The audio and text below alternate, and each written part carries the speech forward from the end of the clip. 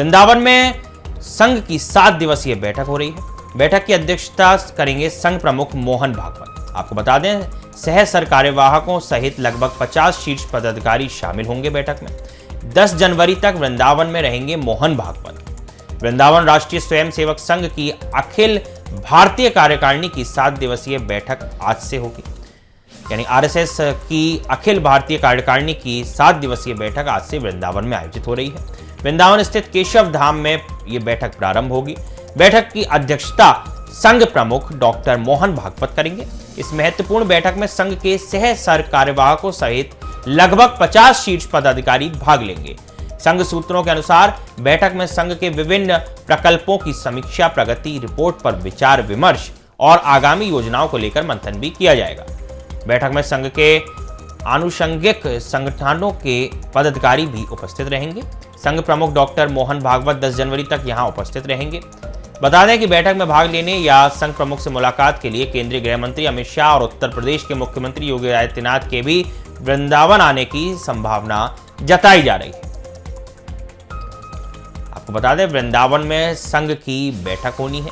7 दिवसीय बैठक हो रही है जो 10 जनवरी तक चलनी है और ये पूरी बैठक का उद्देश्य संघ की समीक्षा, प्रगति रिपोर्ट पर विचार विमर्श और आगामी योजनाओं को लेकर मंथन करने पर है। आपको बता दें, इस पूरी बैठक में 50 शीर्ष पदाधिकारी भी भाग लेंगे। वहीं ये भी कयास लगाए जा रहे हैं कि इस बैठक के बाद उत्तर प्रदेश में बड़ा बदलाव भी देखने को मिल सकता है, क्योंकि इस बैठक में अभी औपचारिक रूप से इस बात की घोषणा नहीं हुई है, लेकिन मुख्यमंत्री योगी आदित्यनाथ, वहीं गृह मंत्री अमित शाह दोनों के होने की संभावना जताई जा रही है। केंद्रीय मंत्री अमित शाह और उत्तर प्रदेश के मुख्यमंत्री योगी आदित्यनाथ के भी वृंदावन आने की संभावना है। तो लगातार ये कयास लगाए जा रहे हैं कि 10 जनवरी तक भी अभी ये बैठक चलेगी, उसके तत्काल बाद कोई बड़ा फेरबदल उत्तर प्रदेश की सियासत में देखने को मिल सकता है। आपको बता दें, 10 जनवरी तक वृंदावन में रहेंगे मोहन भागवत।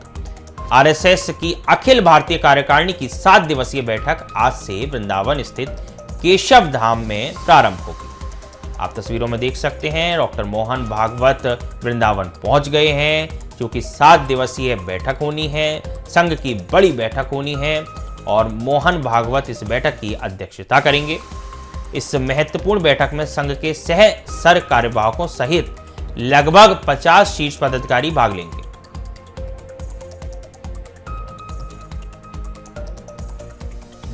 मेरे साथ इस खबर पर और अधिक जानकारी देने के लिए मेरे संवाददाता मदन सारस्वत जुड़ गए हैं। मदन, मोहन भागवत चूंकि वृंदावन में पहुंच गए हैं और ये कयास लगाए जा रहे हैं कि अब 7 दिवसीय बैठक से उत्तर प्रदेश की सियासत में बड़ा फेरबदल भी देखने को मिल सकता है। जी बिल्कुल, जो बैठक है 7 दिवसीय बैठक वृंदावन में आयोजित की जा रही है केशव धाम में, और इस बैठक को लेकर के बहुत सारी जो लोगों की यहाँ जो पदाधिकारी हैं वो लगभग 50 से ज़्यादा आरएसएस के पदाधिकारी पहुंचेंगे और उम्मीद की जा रही है कि अमित शाह भी पहुंचने की उम्मीद है और उनसे भी विचार विमर्श किया जाएगा। जबकि मुख्य मुद्दा जो माना जा रहा है, पर जो चर्चा की जा रही है, वो आरएसएस की कार्यकारिणी की जो अखिल भारतीय बैठक है उसमें बहुत सारे अहम मुद्दे हैं जिन पर ये बैठक की जा रही है। और वहीं नाभा सुदामा कुटी में कार्यक्रम है, उसको भी मद्देनजर रखते हुए मोहन भागवत वृंदावन पहुंच रहे हैं। और जिस तरीके से देखा जा रहा है, योगी आदित्यनाथ के भी आने की उम्मीद जताई जा रही है, जिससे क्योंकि जो 2027 का चुनाव है उसको लेकर भी यहाँ एक गहन मंथन किया जाना है, उसी को लेकर ये बैठक 7 दिवसीय आयोजन किया जा रहा है, जिसमें मोहन भागवत पहुंच चुके हैं और पदाधिकारी पहुंचने की संभावना आज है। और बाकी 7 दिन का जो कार्यक्रम रहेगा उसमें बहुत सारे मुद्दे रहेंगे। जी बिल्कुल मदन, चूंकि एक बड़ी बैठक आरएसएस की हो रही है, अखिल भारतीय संघ को आगे बढ़ाने के लिए भी एक बड़ा विचार करने की ये बैठक है, चूंकि इसमें सह कार्यवाहक भी शामिल होंगे, 50 से बड़े वरिष्ठ जो लोग हैं पूरे आरएसएस में वो भी शामिल होंगे, पदाधिकारी शामिल होंगे। तो क्या बड़ी तैयारी की गई है, जो पूरे भवन के आसपास तैयारी का एक नज़ारा जो देखने को मिल रहा होगा, पूरा वृंदावन को चूंकि सजाया गया होगा, क्या नज़ारा देखने को मिल रहा है? जी, वृंदावन में जहाँ केशव धाम चौकी है और चौकी क्षेत्र के अंतर्गत ये भवन है और इस भवन को जो है पूरी तरीके से जो सुरक्षा की बात करें तो सुरक्षा, जो मोहन भागवत जब वृंदावन पहुंचते हैं तो सुरक्षा व्यवस्थाएं और पूरे वृंदावन की बैरिकेटिंग और ये सब व्यवस्थाएं पहले से सुनिश्चित की जाती हैं, जिस तरीके से कोई भी परिंदा पैर न मार सके, और वहां मीडिया को भी अनुमति नहीं दी जाती है। बहुत बहुत शुक्रिया मदन इस पूरी खबर पर अत्यधिक जानकारी देने के लिए। मसूरी थाना क्षेत्र में पुलिस और बदमाशों के बीच मुठभेड़, अबरार नाम के बदमाश के पैर में गोली लग गई। मुखबिर की सूचना के आधार पर की गई कार्यवाही, पुलिस से बचने के लिए आरोपी ने पुलिस पर फायरिंग शुरू कर दी। जवाबी फायरिंग में आरोपी अबरार घायल हो गया। घायल आरोपी का इलाज जारी है। गाजियाबाद के मसूरी थाना क्षेत्र में पुलिस और बदमाश के बीच मुठभेड़ हुई है। आपको बता दें, खबर गाजियाबाद से आ रही है, जहां पुलिस और बदमाश के बीच बड़ी मुठभेड़ हुई है, जहां अबरार नाम के एक बदमाश के पैर में गोली लगी है। बता दें कि अबरार लगभग 2 दर्जन से अधिक गंभीर मुकदमे दर्ज हैं। मुखबिर की सटीक जानकारी पर चेकिंग के दौरान मोटरसाइकिल को जब पुलिस से रोकने का इशारा किया गया तो अबरार ने मोटरसाइकिल को तेज गति से भगाना शुरू कर दिया। पुलिस पार्टी ने मोटरसाइकिल का पीछा किया तो मोटरसाइकिल सवार बदमाश ने अपने पास रखे तमंचे से पुलिस पर जानलेवा हमला कर दिया। अपने आप का बचाव करते हुए पुलिस ने जब गोली चलाई तो मोटरसाइकिल सवार के पैर में गोली लगी। पूछताछ में उसने अपना नाम अबरार बताया। पूछताछ में अबरार ने अपने गुनाहों की फहरिस्त पुलिस के सामने रख दी। बदमाश अबरार के पास से पुलिस ने 315 बोर का एक तमंचा, एक जिंदा कारतूस, एक खोखा कारतूस और एक चोरी की स्प्लेंडर मोटरसाइकिल बरामद की है। फिलहाल बदमाश अबरार का उपचार स्थानीय अस्पताल में चल रहा है, जहां उसे सीधा जेल भेजा जाएगा। आपको बता दें, इस वक्त की बड़ी खबर गाजियाबाद से आ रही है। आप देख सकते हैं, गाजियाबाद में पुलिस और बदमाश के बीच मुठभेड़ हुई है। बदमाश अबरार को पुलिस ने पकड़ लिया है। उसके पैर में गोली भी मारी है, क्योंकि वो पुलिस पर क्रॉस फायरिंग कर रहा था, भागने की कोशिश कर रहा था। पुलिस को बचाव के लिए अबरार पर गोली चलानी पड़ी। आप तस्वीरों में देख सकते हैं, पुलिस अबरार को पकड़कर ले जा रही है। लगातार गाजियाबाद में पुलिस एक्टिव मोड में है, एक्शन मोड में है। लगातार डीएसपी यमुना प्रसाद भी इस बात की समीक्षा कर चुके हैं और लगातार ये कहते रहे हैं कि बदमाशों पर जीरो टॉलरेंस की नीति के तहत कार्य किया जाएगा। आपको बता दें, गाजियाबाद से बड़ी खबर आ रही है, जहां पुलिस और बदमाश के बीच मुठभेड़ हुई है, जिसमें बदमाश के पैर में गोली लग गई है और उसे पुलिस ने हिरासत में ले लिया है। आज दिनांक 3 जनवरी 2026 को थाना मसूरी पुलिस टीम नाहल जेल मार्ग पर चेकिंग कर रही थी। उसी बीच में एक संदिग्ध बाइक सवार व्यक्ति नजर आया, जिसे पुलिस पार्टी द्वारा चेकिंग हेतु रुकने का इशारा किया, परंतु उस व्यक्ति द्वारा पुलिस पार्टी के इशारे पर न रुकते हुए अपनी बाइक को मोड़ने का प्रयास करके भागने की कोशिश की और साथ ही पुलिस पार्टी पर जान से मारने की नियत से फायर भी किया। आत्मरक्षार्थ हुई जवाबी फायरिंग में पुलिस की तरफ से जो फायरिंग हुई, उससे इस व्यक्ति के पैर में गोली लग गई। उस व्यक्ति को घायल अवस्था में उपचार हेतु अस्पताल ले जाया गया। उससे पहली हुई पूछताछ में उसने अपना नाम अबरार निवासी पिपलेड़ा हापुड़ बताया। इस अभियुक्त पर 2 दर्जन मुकदमे लूट, चोरी, गैंगस्टर एक्ट आदि के पंजीकृत हैं, जो कि विभिन्न थानों से पंजीकृत हैं। मौके से हुई बरामदगी इस प्रकार है: एक अवैध तमंचा 315 बोर, एक खोखा कारतूस, एक जिंदा कारतूस एवं एक स्प्लेंडर मोटरसाइकिल बिना नंबर प्लेट के। मौके पर शांति व्यवस्था कायम है एवं अग्रिम वैधानिक कार्रवाई प्रचलित है। लगातार आप देख सकते हैं, गाजियाबाद से बड़ी खबर आ रही है। गाजियाबाद में पुलिस और बदमाश के बीच मुठभेड़ हुई है। मुख्यमंत्री योगी आदित्यनाथ लगातार अपराध के खिलाफ जीरो टॉलरेंस की नीति अपना रहे हैं, जिससे पुलिस को भी बेहतर पुलिसिंग के निर्देश दिए गए हैं। लगातार ये खबर आ रही है कि जहां जहां अपराधी हैं उनकी धरपकड़ की जा रही है। अपराधियों को पकड़ने के लिए पुलिस की स्पेशल टीम्स बनाई जा रही हैं। फिलहाल खबर गाजियाबाद से है। गाजियाबाद में पुलिस को बड़ी सफलता हासिल हुई है। इसी खबर पर अधिक जानकारी के लिए मेरे साथ मेरे संवाददाता अंकित मंदार जुड़ चुके हैं। अंकित, क्या कुछ पूरा मामला है और जिस अपराधी को पकड़ा गया है उसके खिलाफ कितने मुकदमे पंजीकृत हैं? ठीक कहा आपने, ये उत्तर प्रदेश के यशस्वी मुख्यमंत्री श्री योगी आदित्यनाथ का ऑपरेशन लंगड़ा है और इस ऑपरेशन लंगड़ा के तहत अब तक गाजियाबाद में तमाम एनकाउंटर हुए हैं। अपराध और अपराध के बीच जो जीरो टॉलरेंस की नीति है वो नीति अपनाई जा रही है और इन बदमाशों के साथ में एनकाउंटर हो रहा है। अब इस बदमाश से एनकाउंटर हुआ है। एक्चुअली ये चेकिंग अभियान के दौरान पकड़ा गया था, इसको पकड़ने का प्रयास किया गया था और तभी इसने अपने पास रखे 315 बोर के तमंचे से पुलिस पार्टी पर जानलेवा हमला किया। जवाबी कार्रवाई करते हुए जब पुलिस ने गोली चलाई तो इस बदमाश के पैर में गोली लगी है। इसका नाम पूछताछ में अबरार पता चला है और इसने ये भी बताया है कि ये तकरीबन 2 दर्जन गंभीर मुकदमे इस पे दर्ज हैं और 2 दर्जन मामलों में शामिल रहा है। इससे पहले ये दिल्ली एनसीआर के जिला गाजियाबाद में कई घटनाओं को अंजाम दे चुका है। जी अंकित, चूंकि पुलिस के हाथ इतनी बड़ी सफलता लगी है, क्या लग रहा है अभी आने वाले समय में कितने ऐसे बड़ी धरपकड़ हैं जिसके लिए पुलिस लगातार एक संयुक्त रूप से टीम बना रही है और कार्यप्रणाली आगे अग्रसर कर रही है? देखिए, गाजियाबाद के कमिश्नर ने सीधे तौर पर यह कहा है कि गाजियाबाद में कहीं कोई आपराधिक घटना ना घटे और इसको लेकर गाजियाबाद पुलिस पूरी तरीके से संजीदगी भी जता रही है। गाजियाबाद चूंकि दिल्ली से सटा हुआ है और यहाँ पर अपराधी अपराध कर दिल्ली की तरफ भागता है और ऐसे में पुलिस के लिए बड़ी चुनौती रहती है कि कैसे बदमाश को गिरफ्तार करे। अब ऐसे में इन बदमाशों के साथ सीधे तौर पर जिस तरीके से मुठभेड़ हुई है, सीधे तौर पर जो और बदमाश हैं अपराध करना चाहते हैं गाजियाबाद में, उनका मनोबल सीधे तौर पर डाउन होगा और यही एक बड़ी वजह है कि एनकाउंटर लगातार गाजियाबाद में जारी है। और जिस तरीके से पहले अपराध हुआ करते थे, पहले कहीं लूट हो रही है, कहीं हत्या हो रही है, कहीं चिरैती हो रही है, उनमें कहीं ना कहीं अंकुश लग पाया है। एनकाउंटर एक बड़ी वजह है कि जो बदमाश है उसके मन में भय हो कि जो घटना घटने के लिए, वो घटाने के लिए गाजियाबाद में प्रवेश कर रहा है, उस पर कहीं ना कहीं अंकुश लगे। और जिस तरीके से पुलिस पूरी तरीके से एक्शन दिखी है, कहीं ना कहीं बदमाशों पर काल बनकर टूट रही है। बहुत बहुत शुक्रिया अंकित इस खबर पर जानकारी देने के लिए। बढ़ेंगे अगली खबर की ओर। सोनभद्र पुलिस के हाथ लगी बड़ी सफलता। 30 घंटे के भीतर जघन्य अपराध का खुलासा किया है सोनभद्र पुलिस ने। नाबालिग के साथ दुष्कर्म के 3 आरोपी मुठभेड़ में गिरफ्तार हुए हैं। पॉक्सो और SC/ST एक्ट के 3 वांछित अभियुक्त मुठभेड़ में गिरफ्तार किए गए हैं।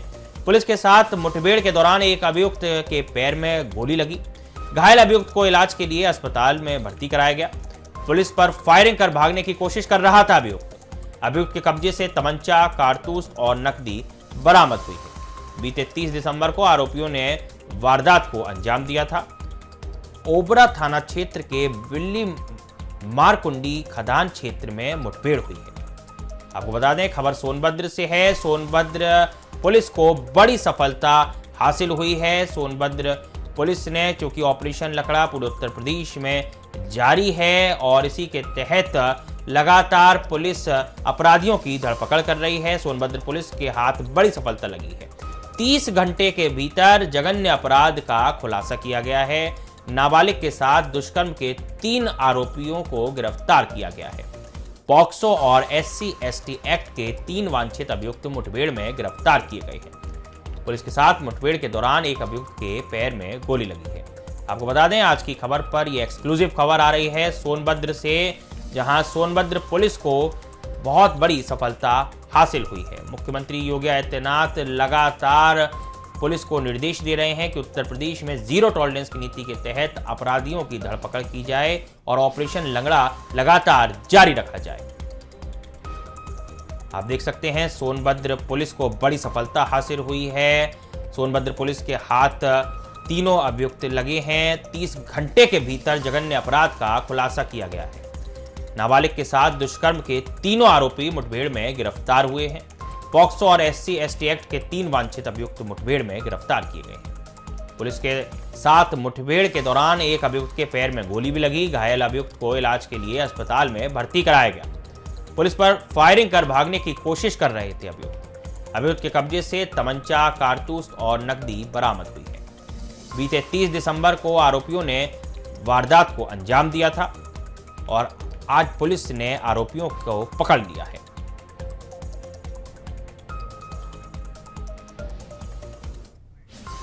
जनवरी 2026 को थाना ओबरा क्षेत्र के अंतर्गत एक नाबालिग बच्ची से दुष्कर्म संबंधी मुकदमा पंजीकृत हुआ था, जिसमें 3 अभियुक्त शामिल थे। तीनों अभियुक्तों की धरपकड़ के लिए थाना स्थानीय द्वारा लगातार पुलिस टीम बनाकर प्रयास किया जा रहा था। इसी दौरान आज 3/4 जनवरी की रात को सूचना मिली कि उक्त तीनों अभियुक्त बिल्ली मारकुंडी खदान क्षेत्र की तरफ कहीं छुपे हुए हैं और कहीं भागने की फिराक में हैं। इस सूचना पर थाना स्थानीय द्वारा मौके पर दबिश देकर 2 अभियुक्तों को गिरफ्तार कर लिया गया, जिसमें से एक का नाम पप्पू उर्फ बिंद यादव है तथा दूसरे का नाम अर्जुन डोम है। तीसरा अभियुक्त जो उन्हीं के साथ था, पुलिस को देखकर भागने लगा। भागने के दौरान पुलिस द्वारा उसके पीछा किया गया, जिस पर पुलिस बल पर उसने फायरिंग कर दी। जवाबी कार्रवाई में मुठभेड़ के दौरान पुलिस ने भी आत्मरक्षा में बल प्रयोग किया, जिसमें करण डोम के पैर में गोली लगी है। गोली लगे हुए अभियुक्त को उपचार हेतु तत्काल नजदीकी चिकित्सालय भेज दिया गया है। तीनों अभियुक्तों ने पूछताछ में दुष्कर्म की घटना में शामिल होना स्वीकार किया है। अभियुक्तों के पास से एक तमंचा, एक जिंदा कारतूस, एक खोखा कारतूस, मोबाइल और कुछ नगद पैसे बरामद हुए हैं। फील्ड यूनिट मौके पर घटनास्थल का निरीक्षण कर रही है। मुकदमे में अग्रिम वैधानिक कार्रवाई प्रचलित है। मौके पर लॉ एंड ऑर्डर की कोई समस्या नहीं है। रुख करेंगे अगली खबर का। मुस्तफिजुर रहमान को आईपीएल से हटाने पर बांग्लादेश बौखला गया है। अंतरिम सरकार के सलाहकार आसिफ नजरुल का फेसबुक पोस्ट आया सामने।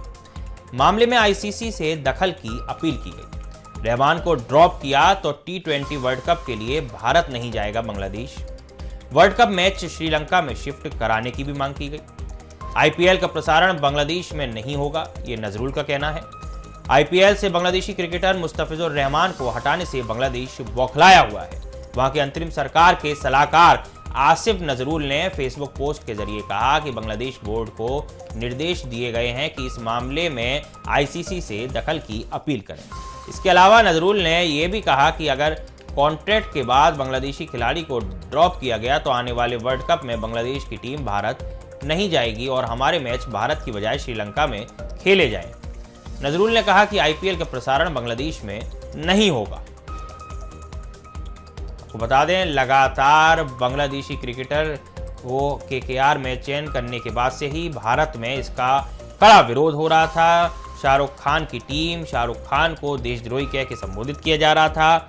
बाद में बीसीसीआई बीच में आया। बीसीसीआई ने बांग्लादेशी खिलाड़ी को केकेआर से हटाने का फरमान जारी किया, जिसके बाद केकेआर ने बांग्लादेशी खिलाड़ी की छुट्टी कर दी। अब बांग्लादेश में अलग तरह का माहौल देखना जा रहा है। बांग्लादेश में बौखलाहट देखी जा रही है। बांग्लादेशी क्रिकेटर मुस्तफिजुर रहमान को हटाने से बांग्लादेश बौखलाया हुआ है। वहां की अंतरिम सरकार के सलाहकार आसिफ नजरुल ने फेसबुक पोस्ट के जरिए, आपको बता दें, बांग्लादेश की जो अंतरिम सरकार है उसके सलाहकार हैं आसिफ नजरुल, और उन्होंने फेसबुक पोस्ट के जरिए यह कहा है कि बांग्लादेश बोर्ड को निर्देश दिए गए हैं इस मामले में आईसीसी से दखल की अपील करें। मेरे साथ इसी खबर पर और अधिक जानकारी देने के लिए मेरे संवाददाता नीरज मिश्रा जुड़ गए हैं। नीरज, चूंकि अभी एक दिन पहले आज की खबर मुहिम चला रहा था, लगातार ये मुहिम चला रहा था, और एक दिन पहले ये देखा गया कि बीसीसीआई ने फैसला किया और बांग्लादेशी क्रिकेटर को बांग्लादेश भेज दिया। अब बांग्लादेश में बौखलाहट देखी जा रही है, इसके क्या संकेत हैं?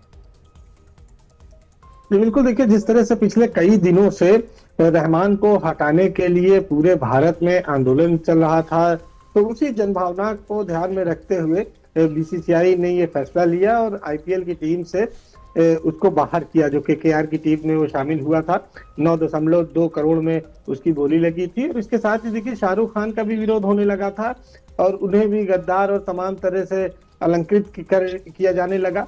इसके बाद बड़ा दबाव बना पूरे जन भावनाओं को लेकर और उसे बाहर किया गया। अब जब उसे बाहर किया गया तो बांग्लादेश अब इस बात से नाराज है कि काहे मेरे खिलाड़ी को बाहर किया गया। अब वो कह रहा है कि अगर आईपीएल से रहमान को हटाया गया तो वो आने वाले समय में जो वर्ल्ड कप होना है T20, उसमें वो भाग नहीं लेगा, उसमें वो किसी तरह का पार्टिसिपेशन नहीं करेगा। तो इस तरह की तमाम चीजें अब आमने सामने चल रही हैं। देखना ये होगा कि अंत में क्या कुछ निकलता है, लेकिन इतना जरूर है कि आईपीएल के हटाने से रहमान को जब से हटाया गया है उसके बाद से बांग्लादेश से लगातार उनके जो तमाम मंत्री हैं, अधिकारी हैं और जो आम लोग हैं वो भी नाराज हैं और कह रहे हैं कि वो आईपीएल का प्रसारण अपने बांग्लादेश में तो नहीं होने देंगे। बिल्कुल नीरज, चूंकि एक खिलाड़ी को हटा देने से बांग्लादेश की भावनाएं आहत हुई, लेकिन वहीं जो हिंदुस्तानियों के साथ या बात करें कि हिंदुओं के साथ जो बर्बरता बांग्लादेश में हो रही है उस पर वहाँ की सरकार, वहाँ के हुक्मरान कुछ भी बोलने से गुरेज कर रहे हैं। तो क्या ये माना जाए कि अब सरकार की आपस में कुछ दखलंदाजी होगी हिंदुस्तान सरकार और बांग्लादेश की, उसके बाद चीज़ें बेहतर नजर आएंगी आने वाले समय में? देखिए, बांग्लादेश का दोहरा चरित्र दिखाता है कि एक तरफ आप अल्पसंख्यकों के ऊपर अत्याचार कर रहे हैं, उसका वीडियो जारी कर रहे हैं, पूरी दुनिया में ये दिखा रहे हैं कि हमारे यहाँ अल्पसंख्यक किस तरह से हम उनके साथ बर्ताव करते हैं। दूसरी तरफ आप चाहते हैं कि आपको हर तरह से लोग हाथों हाथ लें, तो ये संभव नहीं है किसी भी देश में। तो इसलिए बांग्लादेश को खुद अपने आप में चिंतन और मंथन करना चाहिए कि आखिर वो कौन सी छवि अपने पूरे दुनिया में अपनी बनाने की कोशिश कर रहा है, और जिस तरह की छवि बनेगी सिर्फ इंडिया ही नहीं, अगर किसी और भी देश के नागरिकों के साथ इस तरह के कहीं पर भी होगा तो निश्चित तौर पर दूसरा देश विरोध करेगा, और यही भारत ने किया। अब उसका परिणाम यही हुआ कि एक आईपीएल खिलाड़ी बाहर हुआ जिसका विरोध वो कर रहे हैं। जब खिलाड़ी बाहर होने का वो इतना विरोध कर रहे हैं तो उन्हें ये भी सोचना चाहिए कि जो अल्पसंख्यकों के साथ हो रहा है वो कितना गलत हो रहा है, उस पर लगाम लगानी चाहिए, उस पर बयान देना चाहिए। तो जो रिश्ते हैं भारत और बांग्लादेश के वो और बेहतर बन सकते हैं। बिल्कुल नीरज, आप जुड़े रहिए हमारे साथ, बढ़ेंगे अगली खबर की ओर। पहलगाम आतंकी हमले के दौरान सोशल मीडिया पर कथित आपत्तिजनक पोस्ट का मामला सामने आया।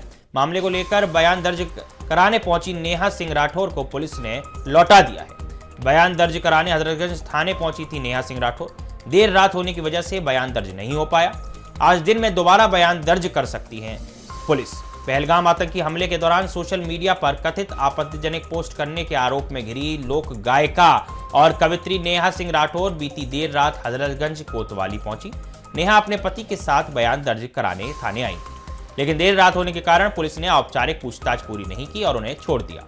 पुलिस ने उन्हें आगे की पूछताछ और बयान दर्ज कराने के लिए रविवार के दिन दोबारा थाने बुलाया है। मामले को लेकर हजरतगंज पुलिस का कहना है कि मामला संवेदनशील है और जांच निष्पक्ष तरीके से की जा रही है। बता दें कि नेहा सिंह राठौर के खिलाफ अभय प्रताप सिंह ने एफआईआर लिखी थी। पूछताछ से पहले नेहा ने कहा कि उन्हें हिरासत में नहीं लिया गया है, बल्कि वो खुद बयान दर्ज कराने आई हैं, जबकि बाहर निकलने के बाद उन्होंने कहा कि बयान दर्ज नहीं हो पाया है। आपको बता दें, नेहा सिंह राठौर जो कि लोक गायिका भी हैं, कवित्री भी हैं, उन्होंने पहलगाम हमले को लेकर भारत के प्रधानमंत्री के खिलाफ अभद्र टिप्पणी की थी, पोस्ट किया था, जिसके बाद उनके खिलाफ एफआईआर दर्ज होती है लखनऊ के हजरतगंज थाने में। पुलिस उनसे जवाब मांगती है, वो अपनी तबीयत का हवाला देते हुए कुछ समय और मांग लेती हैं। उसके बाद पुलिस उन्हें दोबारा नोटिस भेजती है, उनसे अपील करती है कि आप थाने पहुंचिए और अपना जवाब दर्ज कीजिए।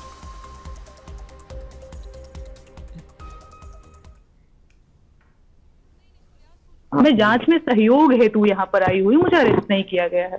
जो नोटिस दी गई थी कि यहाँ पर आप रात को आई हैं बयान के लिए, क्या बयान या नाश्ते दर्ज किए गए? नहीं, अभी बयान दर्ज करने के लिए मैं जा रही हूँ। अगर आप लोग रास्ता छोड़ेंगे तो मैं जा पाऊंगी। क्या पुलिस ने कुछ बताया कि अभी आपको?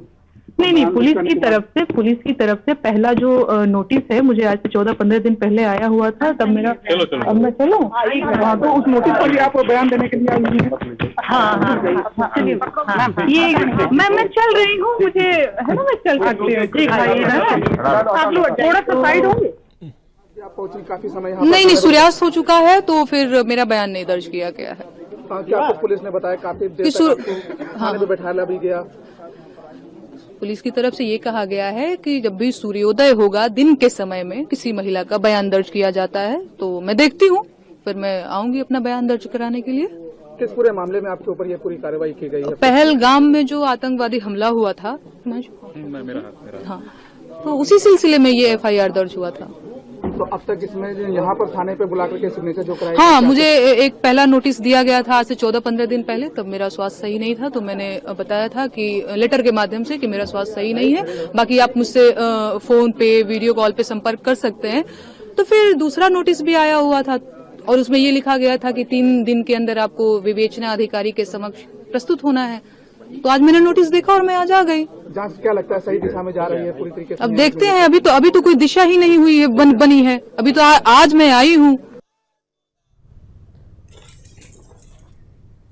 लगातार नेहा सिंह राठौर ये बात कह रही हैं कि पुलिस ने उनका बयान दर्ज नहीं किया, चूंकि रात हो गई थी और पुलिस का ये कहना है कि जो नियम है, नियम के अनुसार किसी महिला का बयान सूर्यास्त के बाद नहीं किया जा सकता। अब सूर्योदय होगा, उसके बाद नेहा सिंह राठौर पहुंचेंगी, तब अपना बयान दर्ज करेंगी। आज चूंकि रविवार को पुलिस ने उन्हें दोबारा बुलाया है और उनका बयान दर्ज किया जाएगा। लगातार नेहा सिंह राठौर ने एक पोस्ट करी थी, जिसके बाद से मामला तूल पकड़ गया था। पहलगाम हमले से जुड़ा हुआ पूरा मामला है। नेहा सिंह राठौर जो कि एक कवित्री भी हैं, लोक गायिका भी हैं, उन्होंने एक पोस्ट करी, जिस पोस्ट के बाद लगातार घमासान मच गया। नीरज मिश्रा मेरे साथ जुड़े हुए हैं, मेरे संवाददाता, इस खबर पर और अधिक जानकारी देने के लिए। नीरज, क्या लगता है, अब चूंकि आज का समय पुलिस ने मुहैया कराया है, तो क्या नेहा सिंह राठौर पहुंचेंगी और अपना बयान दर्ज करेंगी सूर्योदय होने के बाद? जी देखिए, आज के दिन तो निश्चित नहीं किया गया है, लेकिन आने वाले कभी भी 2 से 3 दिनों के अंदर जब सूर्यास्त ना हो, यानी कि दिन के समय ही किसी महिला का बयान दर्ज किया जा सकता है। और इसी आधार पर कल बयान नहीं दर्ज किया। पहलगाम हमले के बाद जिस तरह से नेहा सिंह राठौर ने अपनी एक पोस्ट की थी, उससे तमाम जन भावनाएं आहत हुई थी। उसके बाद अभय सिंह नाम के एक व्यक्ति ने ये पूरी FIR दर्ज कराई थी। इस FIR को खत्म करने के लिए नेहा सिंह राठौर ने हाईकोर्ट भी सहारा लिया, वहां पर उन्हें राहत नहीं मिली। उसके बाद वो सुप्रीम कोर्ट गई इस FIR को रद्द कराने के लिए, वहां पर भी इनको राहत नहीं मिली। लिहाजा अब ये पूरा मामला हजरतगंज थाने में चल रहा है और इसी के लिए नेहा सिंह राठौर को 15 दिन पहले एक नोटिस भेजा गया था, जिसका उन्होंने जवाब दिया कि वो आने में असमर्थ है। दूसरे नोटिस के मिलने के बाद वो आई हैं। अगर इसके बाद भी ना आती तो तीसरा सम्मन जारी होता और उसके बाद वारंट भी जारी हो सकता था। तो इसीलिए नेहा सिंह राठौर कल पहुंची थी अपना बयान दर्ज कराने, लेकिन इतनी रात में पहुंची थी कि वो बयान दर्ज नहीं हो पाया। अब आने वाले समय में वो दिन में जाएंगी। बिल्कुल, क्योंकि ये एक बड़ा हाई प्रोफाइल मामला है नीरज, तो क्या लगता है कि इसके क्या कुछ समीकरण निकाले जाएंगे और क्या इस पर राजनीतिकरण भी होना संभव है? बिल्कुल निश्चित तौर पर होगा। और जिस तरह की उनकी पोस्ट आती है, उससे कहीं ना कहीं जो है सत्ता पक्ष और विपक्ष में भी आप देखिए तकरार होने को मिलती है। समाजवादी पार्टी कई बार उनके गानों को लेकर पोस्ट कर चुकी है। हालांकि नेहा सिंह राठौर का कहना है कि वो सत्ता से सवाल पूछती हैं, और अब ये सवाल पूछना उन्हें भारी पड़ गया जब पहलगाम हमले पर भी उन्होंने इसी तरह का सवाल प्रधानमंत्री से पूछ लिया।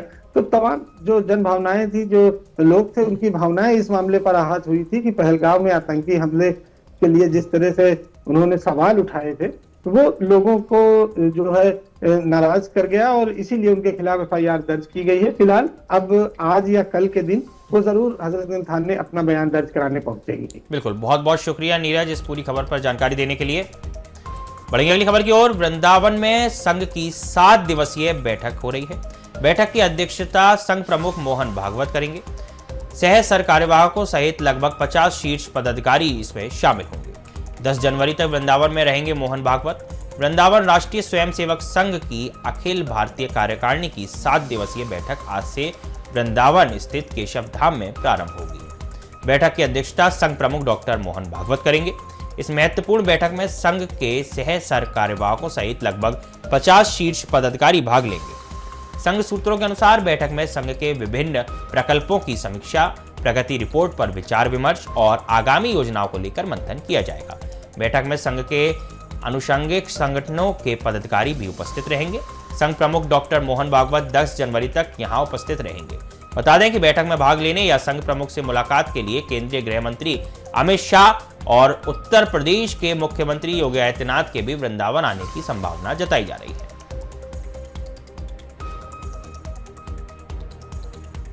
बढ़ेंगे अगली खबर की ओर। काशी में आज होगा वॉलीबॉल महाकुंभ का उद्घाटन। प्रधानमंत्री नरेंद्र मोदी 12 बजे वर्चुअली उद्घाटन करेंगे। वाराणसी में वॉलीबॉल महाकुंभ का उद्घाटन होना है, जो प्रधानमंत्री नरेंद्र मोदी के हाथों होगा। प्रधानमंत्री नरेंद्र मोदी 12 बजे वर्चुअली इसका उद्घाटन करेंगे। वहीं 11 जनवरी तक ये मुकाबला चलेगा। मुख्यमंत्री योगी आदित्यनाथ स्टेडियम में उपस्थित रहकर खिलाड़ियों का उत्साह बढ़ाएंगे। उद्घाटन समारोह में उप मुख्यमंत्री ब्रजेश पाठक भी मौजूद रहेंगे। उत्तर प्रदेश वॉलीबॉल एसोसिएशन के अध्यक्ष हैं ब्रजेश पाठक। चैंपियनशिप में स्विट्जरलैंड से अंतर्राष्ट्रीय वॉलीबॉल महासंघ के ऑब्जर्वर भी रहेंगे मौजूद। सिगरा स्टेडियम में 72वीं सीनियर नेशनल वॉलीबॉल चैंपियनशिप का उद्घाटन होगा। चैंपियनशिप में 30 पुरुष और 28 महिला टीमें हिस्सा लेंगी। 1984 के बाद उत्तर प्रदेश में आयोजित हो रही ये चैंपियनशिप है।